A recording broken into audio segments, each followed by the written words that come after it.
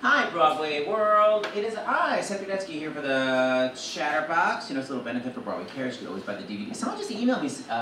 Christine was like, "Can you still buy DVDs for the Chatterbox?" And they were like, "I emailed or ordered, no one responded." You can still get DVDs, right? That's the whole point of this. Yes, I sent them out. Ooh, shut down emotionally. Okay, yeah, I don't know what the hell's going on, but yeah, you get the DVDs. We have like literally 10 years worth. Okay, so fourth wall. Okay, when I'm breaking them all out, I didn't ask for any other comments. All right, so I was telling David outside, he's like one of the few people I'm totally obsessed with that I've never actually even met, and I've completely been obsessed with him for like so many years since I first saw him in the early 80s. So I have 1,000 things to say, but I have to bring you up in a minute because I'm completely obsessed. So I'll tell that story in a minute. All right, so please welcome to the stage, completely obsessed with him, Mr. David Garrison. Come on up, David. He's starring as Dr. Hannibal Lecter in Silence. Here you go, take this. Hello, hello. Okay, so like I said, I've never met him. I'm literally standing in front of Don't Tell Mamas, and a guy walks over and I'm like, "Hi, David." He's like, "Hi." I'm like, "I'm Seth." Hi, I'm like, "I'm interviewing you. Okay, can you just come over here for a second? Tell me this guy doesn't look exactly like David Garrison, because I never actually met him." And I was like, I need someone with sort of like salt and pepper hair and 20-inch waist. Look at the similarities. And his name is David. Turn out. Isn't that cray-cray? Now sit the hell down and come upstaging me. All right, sit down, David. What put this? Put that bar on the piano. Oh, I wish you did on the piano. Oh, come on. In my day. All right, the 20-inch waist. Okay, so currently playing Dr. Lecter in Silence. But let's go all the way back. Garrison, where are you from? I'm from New Jersey. I'm from the Jersey Shore. Which one? Like what town? Freehold, but I grew up in Bradley Beach and moved to Freehold. And same town as Bruce Springsteen, same high school. I worked at Surf Light on Long Beach Island. Is that near you? I live a little farther south, but sort of Asbury Park area. Ish. Now, first Broadway show was what that you saw? That I saw? Yeah. I saw Channing and Hello Dolly. What was it like besides down the octave? In those days, I think she was on where you were supposed to be. Well, not for a woman. But go on. You gotta be honest. It wasn't about the red dress. It was about when the train came on stage, put on Sunday clothes, and I said, "That's it. Sign me up. That's what I'm doing." Wow, yeah. Really? Oh, really? Did you go with your whole family? I did. Broke my parents' heart. Why? Would they want you to be a doctor? Yeah, lawyer, whatever. But you're not Jewish. Why? I can pass. Okay, that's crashing marks. Okay, so hold on. So you're a young kid, and now, of course, in Hollywood, you tap up a storm. Were you taking tap when you were a kid? No. I took a little dancing in college. I went to Boston University School of Theater Arts, wow, so we had a whole movement thing going there. And then when I came to town, I took up Bob Audie. Yes. Yeah, I took old school. And then, of course, we were Tommy Tune. Or Tune. Well, you're really a T. That's where I really. So go back for a second though. So when you were in school, were you doing musicals after you saw Hello Dolly? Did you start doing junior high school shows? Oh, high school, yeah. What shows? Oh, let's see. Harold Hill? No, I wish. No, I think I got to do this in some semblance of order. It was HMS Pinafore. Who, you Pirate King? No. Pinafore. That's the other one. Right, Pinafore. I love Pinafore. I did actually violin for that. My sisters and my cousin and my yes, aunts, and so it was just his cousins and his aunts. Yes, that was it. And Rodgers and Hammerstein's Cinderella. Which is coming back. Did you guys read that? Sarah Vargas and Santino Fontana. So Playing the King. Oh, okay. Character part. Yeah, character part. That was also the character. And the Fantastics, of course. The Mute? No. Okay, good. Just want to make sure. Which one? Land of Radish, Get a Radish. I love that show. I was the man who dies. Huckabee. And do you ever get to do it here in New Or York? the grease paint, the smell of the crowd. That show gives me a headache. No. Yeah. When you're a kid in high school in the 70s. It's real hip. Actually, it was the late 60s. Okay, let's just say and you down. You think Anthony Newley is a god. It was pretty great to do it. Actually. Did you get to do Fantastics here in New York? No. Such a perfect part I'm the for only you. person who hasn't. I was going to say it's been running for 50 effing years. What's the holdup? Show them your resume. I still may need to do it. 1968. You have the credit. Okay, so you graduated high school, went to Boston, majored in theater, Yep. Devastated your parents. Right. Any mean Priscilla Not Lopez? necessarily in that order, But essentially, right? Any Priscilla Lopez, Mr. Clark teachers that were like, you have no talent, get out of the business. No, I was very lucky. Wow. And there were some really talented people in the program at BU at that time, and who else? Now there still is, but Alfred Woodard was in my class, and Craig Lucas was a year ahead, and Craig Lucas Kiss, and Jason Alexander was a few years behind, and Gina Davis had just graduated, and Zelda Fitzchandler and Alan Schneider from the Arena Stage in Washington came up as adjunct professors in the program, and they took a handful of us as interns to Arena Stage our senior year. And that was a pretty great way to start. So I started right into the acting company there. With your equity card for that? Yeah. Delicious. There's 3 seasons with people like Bob Prosky and Diane Wiest was in the company then. Really great people. So you had to move to Washington for that? I did for 3 years, and then the last show I did at Arena was a Chris Durang play called The History of the American Film. And I think it's for a show, right? I moved to New York. Yeah, we played the Anta for a month. Well, still though. Opposite, I could look out my dressing room window and see the limousine pulling up and letting out Sandy the dog. Sorry, because you're from Alva Theater. Yeah, to go to work at Annie, and we were dying on the vine across the Wait, you street. can't be serious. Sandy didn't really have a limo. They did, but you know, it was all for show. That's hilarious. Wait, who was in it? Was Sigourney Weaver in that? Who was in it? Susie Kurtz, and Maureen Anderman, and oh gosh. So where's the day job? Where's the struggling? So there's a lot of going from Arena. I'm still working on that. Okay.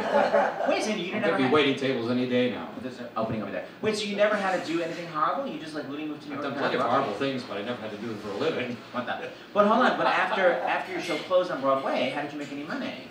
Well, I happened to get another job right away. The first version of Joseph and the Amazing Technicolor Dreamcoat. The one in Brooklyn or something? Yeah, one BAM. Wow, I'm so hip for knowing that. Here's my Graziella Danielle was the choreographer on History of the American Film. And she was also choreographing this new thing called Joseph and the Amazing Technicolor Dreamcoat. And so I was camel number 2. You weren't one of the brothers? No, I was camel number 2. That was your entire track, as we say? Well, there are a few other bits and pieces, but that was your signature? That was my billing, yeah. Devastating. And was it a male narrator in those days before Laurie Beachman did it? Yes, it was, let's see, David Carroll played Joseph. Oh my God, how amazing was that? With David Carroll from Grand Hotel and Chess. Oh my God, what did that sound like? Unbelievable? Yeah. So this is those like... He didn't look too bad either. Yeah, he's still got it going on. Wait, so hold on a second. So you literally went from show to show? Yeah, and then went from there directly to Hollywood Ukraine. 1970, 1980. Holy crap, holy! Ever heard of doing any chorus work? No. Wow. Well, second camel. Okay. That's like a month. So so first of all, everybody loves Graziella Danielle. What was she like? What's that? I just was working with her 2 days ago. We did a reading. Alan Boublil. Les Mis? Wow, what is it? It's a small 2.5 character piece for. What's the half? Camel number 2? No, pretty much, yeah. His wife and her opposite, male character. It's their story, and then there are many other people that come in and out. The waiter, the bar owner, the mother, same person. The critic, yeah. So I was doing second camel again for Graziella. Signature character, and who was the couple? His wife, Mary, and I'm having a senior moment. That's so embarrassing, right here. While the camera's going. No, somebody famous. Yeah, it actually is. Yeah. And it's like Les Mis style music. No, it's songbook music from French songbook and American songbook. Oh, it's a jukebox? It's a jukebox music. Interesting. And it's Malcolm Getz is who I was having my moment. Bravo. He's supposed to be coming to Broadway with Merrily We Roll Along. Rumor has it that's coming back to Broadway. There's a lot of songs. Which is where I met your friend Norman. Norman. Yeah. So there have been so many slated Broadway versions. So you were slated to do it. We were slated to come back. This was Victor Garber and Becky Baker. And Victor Garber was Lonnie Price? No, I was Lonnie Price. Oh. I can pass. All right. So Jew. Franklin Shepherding. That was come back, and actually it was the only version that was at Arena Stage. We actually went back to Arena Stage to do it, and it was a wonderful version. It was a very smart idea. I don't know why they've not gone back to that, but George Firth and Stephen Sondheim, in collaboration with the director, bookended the show with the rooftop scene. So we started it as a play. Sweet. And the 3 of us are kids up on the roof, and look at Sputnik and just imagine what that's going to be, and cue for our time, but don't go into the song. And then it flips back into the party. So it still goes back in time. Yeah. But it begins with pre our time. When we get back to the rooftop, everybody in the audience knew what was going on instead of what's going on.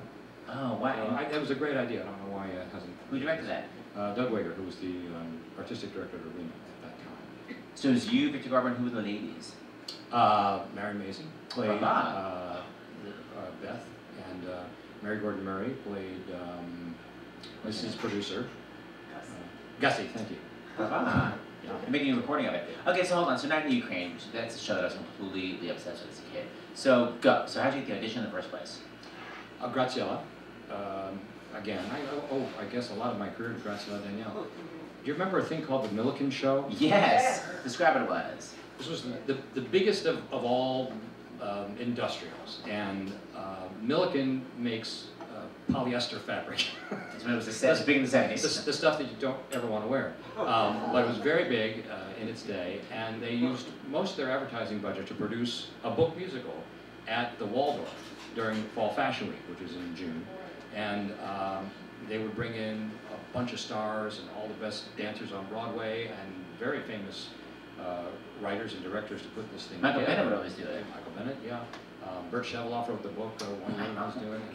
And I was playing opposite Ann Miller and Dorothy Loudon and Sid Charisse and Don McKechnie and on and on. Weren't they always breakfast shows though? They were breakfast shows, and they treated people so well.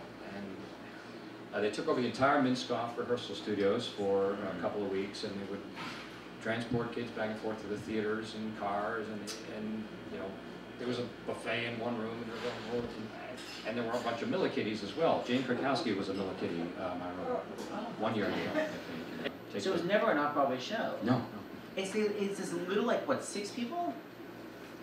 Eight. Eight people and 2 pianos.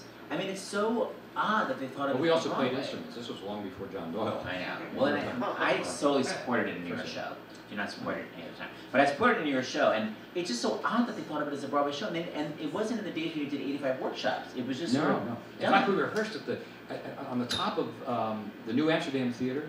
Wow. There's a little, what used to be a supper club, up on the very top of the building. I guess it was a very exclusive sort of, you know, wink, wink, nudge, nudge, you know, during Prohibition supper club. And it was just this dusty, cobweb-filled place when. But that's where we rehearsed the show. There was a little stage up there. So you auditioned once, and then when you then I had, you know, 2 callbacks. With Tommy? With Alex Cohen. The first one he was not impressed, but Toon hung in there for me and had me back again. And any notes? Some notes, yeah. What? Do it better. Like sound more like him? No, I think it was about don't be nervous. Just do it. And what about any tap audition? Very little. No.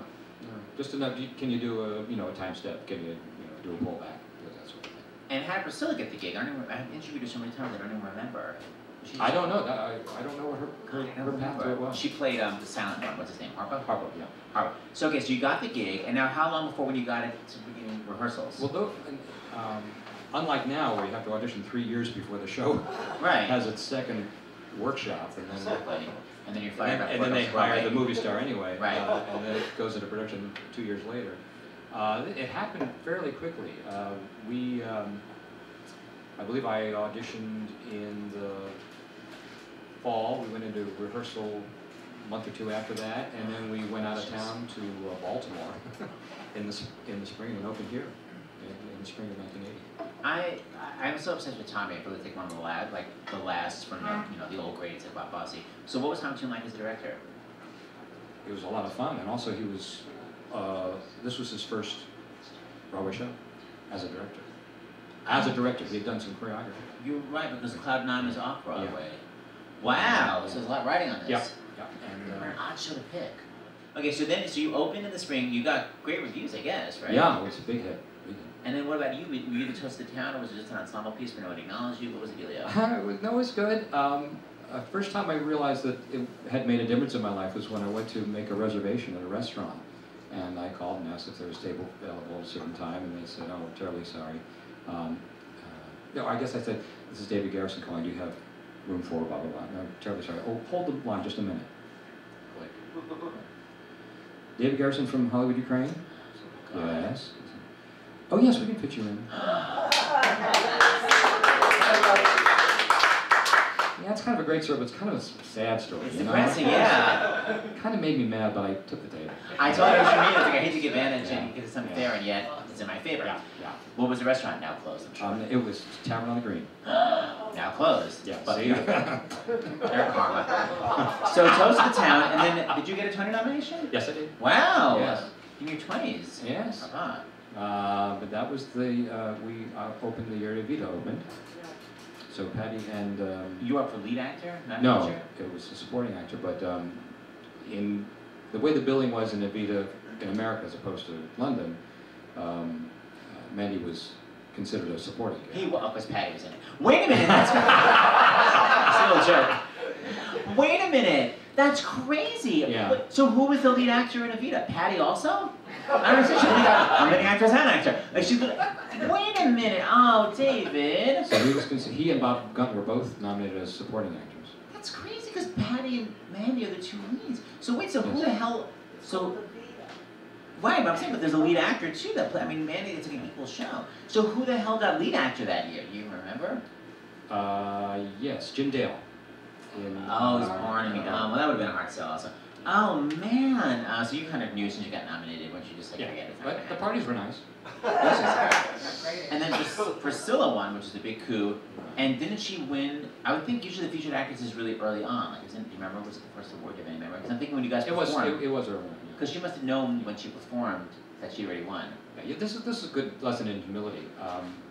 I had assumed that Mandy was going to win. That's all there was to it. But columnists like to write about the Tonys and to prognosticate, and everybody called the supporting Tony for Debbie Allen in the revival of West Side Story. She was Anita. And everybody called the supporting Tony for me. Really? Maybe they thought the other guys were going to split the vote or whatever.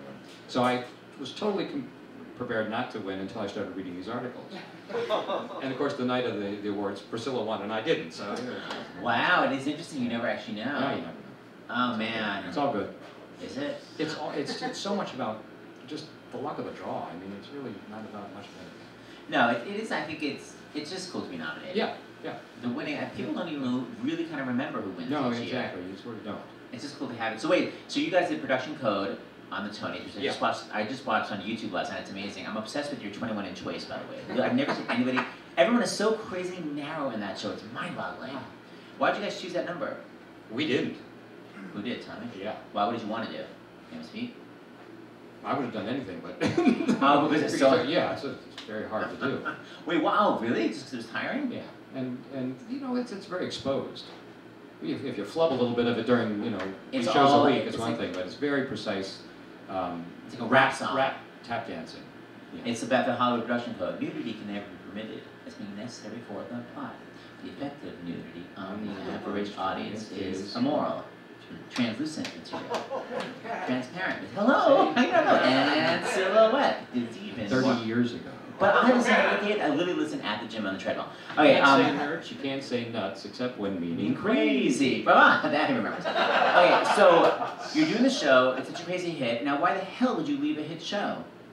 I did the first year, and then I was offered other things, so off I went. So. But it's a hit show. Yeah, but you know, didn't Noel Coward say no one should stay in a show more than 6 months? It's not fair to you or the audience. That's funny. That's all he miss people. Yeah. Master of the. Okay, so hold on a second. Any mistakes during that show I need to know about anything? Yeah, well, sure. But the strangest thing that happened was after I left the show. Oh gosh, this would have been about 3 or 4, maybe 5 months ago. 3 months. I was rehearsing a new show at the Minskoff Rehearsal Studios, which is down the street from, we had opened to the Golden, we moved to the Royale, and both Priscilla and I happened to be rehearsing a new show, which was a show based on Ed Cleavon's trunk songs called Gallery. This was going to be the next big thing at the public.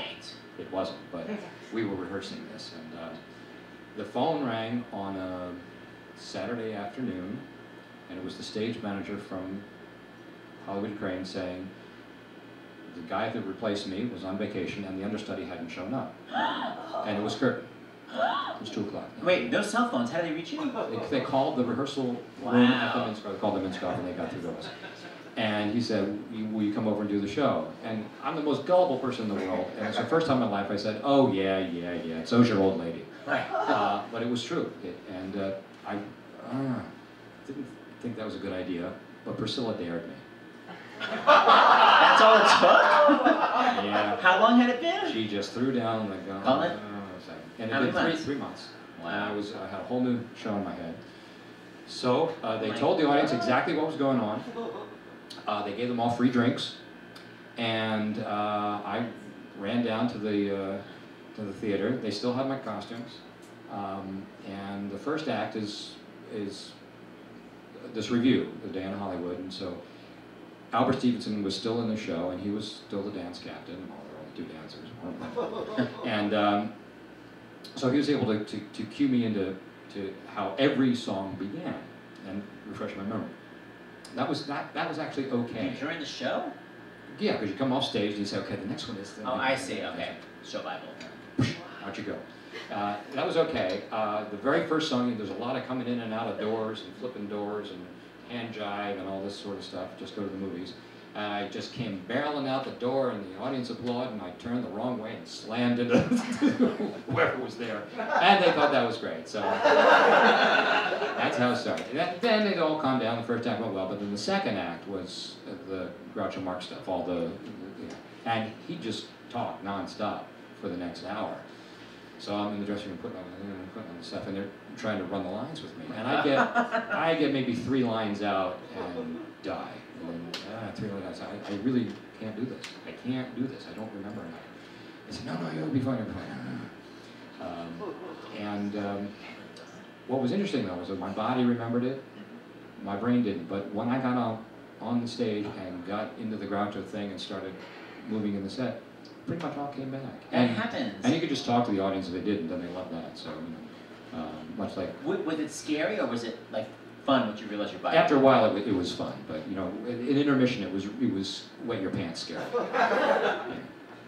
Yeah. Priscilla. And then Alex Cohn didn't pay me. Wait, no, really? Well, I'll tell you what, I don't know if you were there for this, but Priscilla told me that, she had that song, Said You're the Best. You're the best in the world. That was the title of the song. Priscilla went on vacation, and she said she came back the following week. She had just been off for a week. So she went, he asked me what experience I've had. Papa said.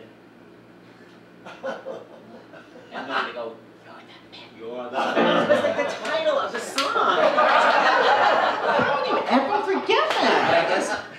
I actually remember that. Were you there? Yeah, it was true. Was it hilarious? It's like, June is busting out all over. Turn to Chip Channel. What a bust. You only had 1 week off here, 3 months. I never heard that story. That's so fun. You're still waiting for that $90 for the show. Yeah. Okay, so then what was the next big show? Gallery Clank. That was a show I think Liz Callaway had to choose between that and Merrily We Roll Along. That was like the early 80s, like 81. It didn't ever play anywhere. Was it supposed to be the public? Yeah, we never got out of workshop. Ouch. That was a good thing. Really? Who was directing it? Was it Cleveland directing it? No. Who was directing it? Who was Cohorts? Richard Mulvey. Oh, I love that. Okay, so go on. Well, it just was a bunch of trunk songs, and they were trying to put a book on top of it. It didn't sustain. They were great songs, but there was no... the conceit was that you go around and you see something in the museum, and then it reminds you of a song, and you sing a song, and after a while the audience is... That's a gallery. Oh, I get it. Yeah. Now, what was next? Torch Song? Oh, boy. I should have taken a look at my own resume before coming here, shouldn't I? I think that's right. I think, that's a good story. I replaced Harvey Fierstein in Torch Song the day after the show won the Tony, and the day after he won the Tony. Wait, he had the... Why would he schedule to leave the effing... He was going off to do Lacage in Boston. He was writing Lacage, and he had to be out of town. So that's just the way it worked. Actually, I think in between there was Snoopy Off-Broadway, at the Lambs. I love Snoopy. I forgot you were Snoopy. I only had that British recording. I completely forgot. No, we didn't do a cast recording in New York because there was a recording. Who was your Pepper and Patty? Was it Vicki Lewis. Vicki Lewis. Yeah. And Kay Cole was Lucy. What a great part for you. Yeah. That was a big run, wasn't it? Yeah, it was a success. And in fact, I left that to go do Torch Song, and Jason Grau took over for me in Snoopy. But anyway, so this was a big thing to step into Harvey's shoes with a different voice, and it was all the original cast except for me, and I'm sitting this was the Helen Hayes Theater then, which is now the Little Theater, which is now the Helen Hayes, or whatever it was. I don't know. Sitting in the outer lobby, just cramming. I'm going on that night. I'm going on that night. He's just won the Tony. The show's just won the Tony. Shit. And there's a lady at the box office having this huge argument with the guy behind the glass. Say, what do you mean he's not in it? God. And just then Harvey came out from backstage and had to come through the lobby to get out. And she turned to him and said, Harvey, I've come all the way from Florida to see you. I can't believe you're not in the show. He was very gracious. He said, well, I've been replaced by a wonderful actor named David Garrison. You'll love the show. In fact, he's sitting right over there. And she turned and looked at me and said, I don't know him. Honesty. It's my opening night. Torch Song Trilogy. Yeah. So I did Torch Song, and then I got cast in my first TV series, which was a thing opposite Jason Bateman called It's Your Move. It was on NBC. Missed that one, did you? We were on opposite Dynasty. That's why we didn't see it. Jason Bateman? Yeah, he was a child star. Yeah, I was going to say, because he's, oh wow, he was a little, so who did you play? I played his nemesis, who was dating his mother, Karen Kay. How fun. Yeah, I love Jason Bateman. Yeah, we had a great time. And then, the trick was I was sort of him grown up. He was this ne'er-do-well, sort of Eddie Haskell type who got all the adults fooled except for me, and I was dating his mother. And anyway, it was a half hour, And is that why comedy ensued. Is that why you moved to LA? I didn't actually move to LA. I worked there a lot, but I've never actually lived there. I kept a studio apartment there while we were doing Married with Children. Was that a long run? Yeah, but I would commute on the weekends and the weeks off. You're a New Yorker, I love it. Yeah. So how'd you get Married with Children? The same guys who wrote It's Your Move, which only lasted one season on NBC because we were opposite Dynasty on NBC, created Married with Children, and they asked me to do it. And how long did you do that on TV? I did the first 4 seasons, wow. Enough to get it into syndication, and then I was really missing the theater and wanted to come back. Also, I think it's smart to leave long-running shows before they jump the shark. Milk Howard said 4 years of a television show. That's right. It's not unfair to me. And after I left the show, the next time I tuned it on, I saw Ted McGinley wearing a shrubbery. So I knew I'd left in time. Exactly. Jump the shrub. Yeah. So when did you come back to Broadway? Titanic? I can't remember. Pardon? Pirates? Yeah. Well, that was actually, the Pirates was before. Yeah, we sort of skipped over Pirates. Oh, who did you do Pirates with? When it moved to the Minskoff. Delicious. I didn't do it in the park. You did it with Maureen? McGovern and the second cast, Maureen McGovern and Treat Williams and Kay Ballard. Thank you. Yeah. Who just won an award tonight, right? Yeah. Mr. Woodward. So yeah. Any big mistakes in that show? Any what? Big mistakes? No, nothing funny. All right. Anything depressing? All right, continue. I don't know, where were we? So you're in the 90s. I was in the 90s. Right? I'm back. All I can think of is Titanic. There was a bunch of a bunch of off-Broadway stuff, and then I guess the next big Broadway show I did was Titanic. I had done Randy Newman's Faust, which I was hoping was going to come to Broadway. What happened with that? Because I love Randy Newman, but it clanked. Yeah, we opened in La Jolla, and then the following year we did it in Chicago. Michael Greif directed both productions. There was quite a bit of difference between the two of them, but it was all developing. So it was the same leads? Yeah, and then, it was just too smart. I don't know quite, I don't know how else to say it. It was a really smart off-Broadway show that needed a Broadway stage. I don't think it would find the audience that it needed. And it could be like an opera house or something. It wasn't like operatic. No. It was very, well, it was Randy Newman, Why don't they do it in concert in New York so we can hear it? They should. There's a wonderful concept album of it. It's just fantastic. I mean, God, it's got everybody on it. Did you do the Titanic Workshops? No. Oh, so you're one of those annoying people that came in the last minute. Yeah, you're right, exactly. Which is actually the only way to do it. You stole someone's part. How rude. So that was one where I couldn't get in. I couldn't get in because the casting office said, no, he's not right. He's just not right. He's not right. I'll just say that. What part? The captain? Who were you? No, the owner. The bad guy. Oh, the bad guy. What's his name? J. Bruce's May. Yeah. Go faster, go faster. Excuse me, I'm getting a light bulb now. Yeah. So why did they not think you were right? Are you too nice? I don't know. Yeah. Casting people have their ideas. We'll leave it at that. Because this is being recorded. Exactly. So that's how they force your way in. Well, again, you know, it's all this sort of. I think everybody's career is a sort of daisy chain of coincidences and connections. Lynn Taylor Corbett had choreographed Faust, Randy Newman's Faust, and she was doing a movement for Titanic, and she told Richard Jones, "You should see this guy." Ah. So the director said, "Could I see this guy?" And I said, "Well, okay, I guess you." And I got the part. The rest is history. Yes, yes. That was fun. I must say, that's a show that's really near and dear to my heart. And, even that first preview? Oh, well, especially the first preview. Why don't you describe what that was like? That when the show went 4 hours and the boat didn't sink. Literally the one thing we're waiting for. Yeah. Wait, that was just. What was the boat? Was it the toothpick boat? I mean, on the popsicle stick? No. The whole mechanism. The thing that's supposed to. Yeah. So what happened? You guys went, whoa! What did you do? No, the show stopped so many times that night I lost track, but 3 or 4 times anyway we had to stop and tell the audience we were having mechanical difficulties and so forth and so on. And by the time we got to the end, there were all these interconnected hydraulic systems that needed to talk to each other nicely through the computers, and they just weren't talking yet. And everything just had jammed to the point that there was left on stage about 18 inches across the front of the stage, and they made us go out and take a bow, and nobody wanted to go out. Those were the coolest 18 inches I've ever been on in my life. We all sort of slithered out. Sort of slithered down. But also, that was an extraordinary lesson in how craftsmen can really fix a show. And this show was in a lot of trouble, but it had good bones, and all of them, Peter Stone especially, he was a book writer, and a very excellent dramaturg and structure guy, and Maury Yeston, the composer, and the Dodgers who were producing, and Richard Jones who was directing.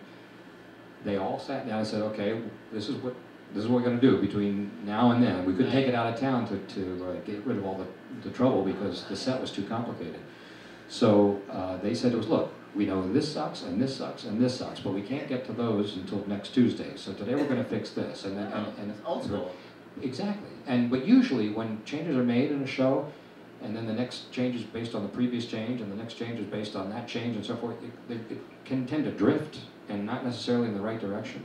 I mean, how many times have you seen a workshop that's spectacular and magic, and then by the time it gets to Broadway, you think, what happened to the show? That was Seussical. People always say Seussical workshop is amazing. Yeah. The Broadway they didn't like. Wow. So I did the workshop of the last workshop of Seussical, and I said to Lynn. No, Andrew was. No. Yeah, Andrew. I said, if I had $1 million, I'd give it to you. Wow. It was that magical. Everyone said that. And then it got produced, and it fell apart. It clanged. All the imagination disappeared. But anyway, that happens so often. But in Titanic, every decision that was made was the right one. And that just gave everybody such confidence. And there are no strangers in foxholes. I mean, we were all in this together, and there were 50-some people in the cast. It was a huge group. And not a diva in the bunch. Everybody got along. And what a wonderful cast. I mean, incredible people. Vicki Clark and Brian Darcy James and Judy Blazer and John Cunningham and Michael Cerberus and Henry Stram and Marty Moran. And I mean, just on and on. Clark Thorell. So it was a show nobody wanted to leave. You know, you ask, how long do you stay in a show? Nobody wanted to leave that show. I stayed almost 2 years. And what the? You defied No Coward? I did. It's not fair to the audience. No, it's not fair to Noel or anybody else. Wow, 2 years. So wait, so I used to work on the Rosie show. So when I did those numbers with you guys, you were in there? I didn't realize that. I thought you had left by then. No. Oh, wow. So remember Rosie would bring out Titanic, we would do these like parody numbers. I actually left Titanic to go do a new Cantor Nev show called Over and Over, which is based on Skin of Our Teeth. Yeah. Who was that? The B.B. Newirth one or the Sherry Renee Scott? They were both the same. What the? Oh. Started with BB and 2 plus 2 and ended with Sherry. And then we opened with Sherry Renee. And what was it like? Besides obviously trouble. It was troubled. It's a hard show. It's a hard play. City of Our Teeth makes no sense in the first place. Yeah, sort of. It's very surreal. But you'd think it would lend itself more to a musical than the play that it is. But again, it's one of those things like Randy Newman's Faust. It's a little too smart. You know, it doesn't lend itself to a broader audience. I'll leave it at that. But that was also Dorothy Loudon's last show. Oh, I love Dorothy Loudon. Yeah. Was she great to work with? Yeah, it was lovely. I worked with her Milliken and then Full Circle again. Was she hilarious? Oh, she's a dog. So talk about getting Wicked. That was going to be a big coup. Yeah, close. I've had to a corporate job. Right? Just show up, hit your marks. Yeah, that was great. It was the best job in show business. Don't tell anybody. They spend all Act 1 talking about you, and you come out in a fabulous entrance. You sing a little song. A little song. Then you go back to your dressing room, you continue reading War and Peace. Then you come back in Act 2, you do a better number, you go back to your dressing room, you finish reading War and Peace, you come out, you take a curtain call. Wow, you are talked about a lot. It's very Phantom of the Opera style. You're really only on stage for like 15 minutes. That's right. What would you do in your dressing room? None of your business. What the? Cool. Who were your Elphibers? Who weren't my Elphibers? Really? I was in that show over 3 years, including Broadway, and I took out the first national for a year, and then I was invited to Chicago for a while, and then Carol Kane and I went back to do LA and to close out LA and open San Francisco. And there must have been some big accidents in those. Let's hear some. Were there some big stage mishaps? And oh yeah, Stephanie Block, God bless her. You were there for that? Yeah, that was the first national, and our first stop was Toronto. And because not all theaters have a trap that would allow Alphabet to make the rise out of the basement for No Good Deed, they decided they wanted another trick, so they decided to fly Alphabet in, which I didn't know. So they worked on this trick for a long time, and our last dress rehearsal before first preview in Toronto, it's that thing where you're on the ski slopes and you say, oh, just one more, and you should have stopped before the just one more run. So they decided they had 5 minutes left in the evening, so we'll fly her in again, just to get the lights exactly right. And the harness worked with a double carabiner hook in the back, then she'd be taken up to a preset, and then swoop in. Well, they hooked her, they flipped off the lights, they started her up, and one of the carabiners had apparently gotten stuck in a piece of fabric and popped off. So then she was hanging by one carabiner, which means you're no longer steady, but she had turned into a croissant. She was being pulled up. And so immediately they said, hit the stop button. Well, unfortunately, the stop button to the computer meant reset, which meant that the harness went back up into the wing, up into the flies. Oh my God, so much scarier. Yeah, so she got pulled up through the light grid. Oh my God. And the set pieces up, way up into the flies, banging away all the way up and just being held on by one carabiner. And then, because the computer doesn't know any better, that's when it shuts off. And they couldn't get it to come back down because that was the end of the cycle. So they had to get out the cherry picker to go get her. So she was up there dangling for a good 10, 15 minutes before this whole incident was over. And she was really, really quite banged up. But she was a great sport about it. She was out of the show for the first 2 weeks. They sent her to rehab and a nice, lovely palm and sun-filled vacation. And Christy Cates came up from Broadway to cover for an extended preview period. And then when Stephanie came back, we opened. But that's so scary. Yeah, that was pretty scary. You were there for it? Yeah. Oh sure. my God, it was not fun. But she's a trooper. She came through it. I had 3 great marbles in my Wicked time. The first was Carol Shelley. Amazing. And then Carol Kane, was at the National, and then later when we did it again. And then Jane Howley show when I came back to Broadway. So the 3 of them, I mean, it was just great. It's filthy. It's just filthy and funny. It's filthy and funny, and it's and luckily it's very much downtown. Do you love scouting the audience, like to see who's going to be shot? No, I take out my contact lenses. I don't want to. Have you always done that in shows? No, but the audience is so close there. I don't. Can't you? I don't want to see. And I spend most of my time just staring into Jen Harris's eyes anyway. So. Oh God, it must be so fun. Isn't it liberating to play a crazy part like that? Oh yeah. I mean, and Christopher Gattelli, I mean, his star is so much on the ascendant right now. Yeah. He is so talented and is such a nice guy, and that show, Silence, could have gone so wrong in other hands. He manages to find the funny in everything and take the danger and the sting out of the filthy. So it's just charming. I don't know how you can sing a song. Can I say this on what is the title of your song? Yeah, If I Could Smell Her Cunt.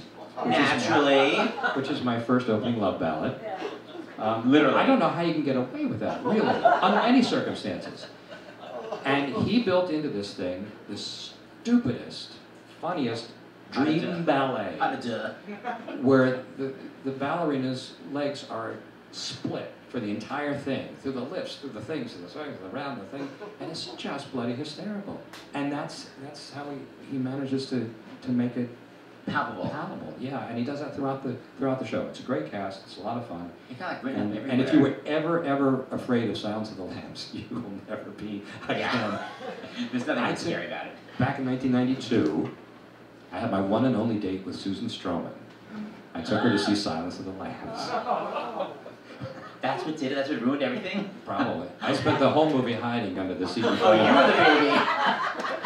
So I assumed she thought I was not spousal material, and that was the end of that. So. That's hilarious, so specific. My one and only date with Susan Stroman. Okay, so we're gonna supposedly close with a number that we have not rehearsed. Yes, we are. I have to tell you, first of all, hello from my very dear friend and your friend Norman Weiss. Yes. Who plays in the Pit and Phantom and has for 20-some years. I've been his sub for like 1,000 years. Seth has been his sub on occasion, and Norman occasionally conducts. And during the latter part of Phantom, when Christine rips the mask off the Phantom and falls to the floor, sometimes the mask, very rarely, but sometimes the mask skittles off the stage and tends to land right where the keyboard player is. And Norman deserved it. And then Christine drapes herself over the edge of the stage so that she can get the mask back from the keyboard player. So that's what you need to know as a background story. So one night, my friend Norman is conducting the show, and our friend Seth is playing his part on the keyboard. I know what you're talking about. And the very infrequent mask problem happens, and it falls off, and Christine drapes herself, and Norman's standing away, and all of a sudden he hears, "Where's the mask? Where's the mask? Where's the mask?" He looks over at Seth Odesky playing. I put it on! Why didn't you put it on? I wanted to see what it felt like. And then I was like playing the keyboard like the Phantom. I was like, I am the Phantom of the Opera. Who would have put it on? I know you would have done it. They need a mask on stage. He's like, it was so cool. It's really soft. So we're going to sing a song? Okay, so yeah, so describe it. So he's Groucho Marx, and I'm quote-unquote Chico. We've beyond not rehearsed this. And he comes to this house in Russia, and he introduces himself. Yes. I'm Russia's leading legal brain. I'm wise to all the loopholes. And very modestly I maintain I haven't any scruples. Let's not forget my father, a lawyer too was he. In fact, he shouted, "I object," the first time he saw me. I'm Samovar, the board of the bar, a most obnoxious lawyer. I'll press your lawsuit while you wait, and scorch it to annoy you. I'm a suer who knows how to sue. You slander me, and that's my cue. I'll litigate all over you. I'm Samovar, the lawyer. Hello, lawyer. Hello, lawyer. Hello, lawyer. Hello, lawyer. Lawyer Samovar. This was the dance break. It was 30 years ago. I'm not going to do that now. My well-known lack of legal skill has everyone in awe. I've broken many a woman's will. It's more fun than the law. The first case I defended, a poor old Muscovite, got 14 years for forging checks, and he couldn't even write. Oh, but I haven't introduced myself. I'm Samovar, the lawyer. I once addressed the court for days in Springfield, Illinois. On a trifling point, I wouldn't budge. I turned the jury's brains to fudge. They freed the crook and hanged the judge.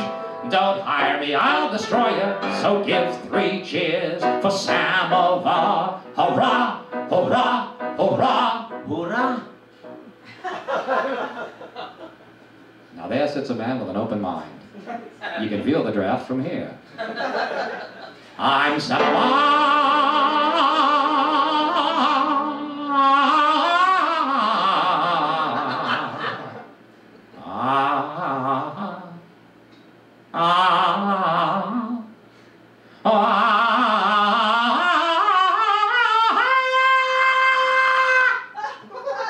and the lawyer